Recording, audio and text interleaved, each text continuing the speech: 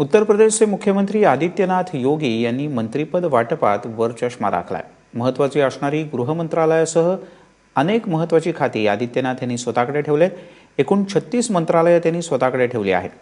उपमुख्यमंत्री केशव प्रसाद मौर्य आणि दिनेश शर्मा यांनी गृह आणि महसूल खात्यासाठी आग्रह धरला होता, मात्र ही दोन्ही महत्त्वाची खाती आदित्यनाथ यांनी उपमुख्यमंत्र्यांना दिलेली नाहीत।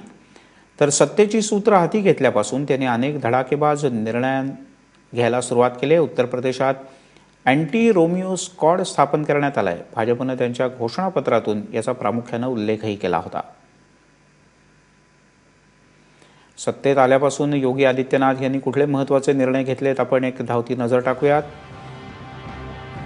गाय तस्करांच्या विरोधात कठोर कारवाईला सुरुवात, तसे लेखी आदेश, सरकारी कार्यालय, हॉस्पिटल, महाविद्यालयांमध्ये तंबाखूजन्य पदार्थ खाण्यास बंदी, अधिकारी आणि मंत्र्यांना फायली घरी नेण्यास सक्त मनाई,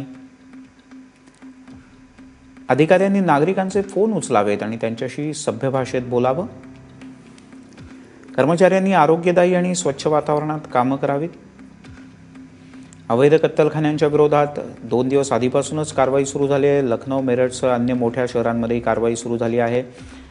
सरकारी कार्यालयात प्लास्टिकवर बंदी घालण्यात आली। हा सुद्धा एक धाडसी निर्णय म्हणावा लागेल।